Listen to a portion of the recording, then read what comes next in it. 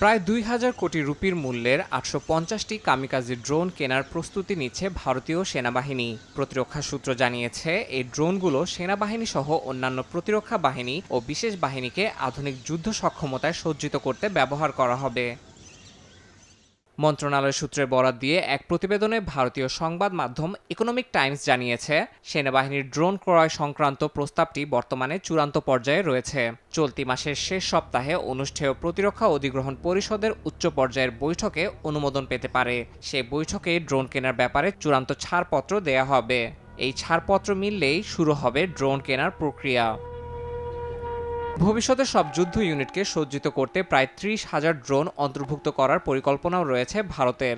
সেনাবাহিনীর প্রতিটি পদাতিক ব্যাটালিয়নে একটি করে অশ্নি প্লাটুন গঠন করা হবে, যারা শত্রু অবস্থান ও সন্ত্রাস দমন অভিযানে ড্রোন পরিচালনা করবে। ভারতের সেনাবাহিনীর এক উচ্চপদস্থ কর্মকর্তা দেশটির বার্তা সংস্থা এএনআইকে জানিয়েছেন, অপারেশন সিঁদুরে ব্যাপকভাবে ড্রোন ব্যবহার করে পাকিস্তানের ভেতরে সন্ত্রাসী ঘাঁটিতে হামলা চালায় ভারতীয় সেনা। তিনি জানান, এই অভিযানে খুবই কার্যকর যুদ্ধাস্ত্র ছিল ড্রোন। সেই অভিজ্ঞতা থেকে শিক্ষা নিয়ে আগামী দিনে সেনা, নৌ ও বিমান বাহিনীর অস্ত্রভাণ্ডারে ড্রোনের সংখ্যা বাড়ানোর সিদ্ধান্ত নিয়েছে প্রতিরক্ষা বাহিনী। ইয়াসিন মোহাম্মদ জিসান, সময় সংবাদ।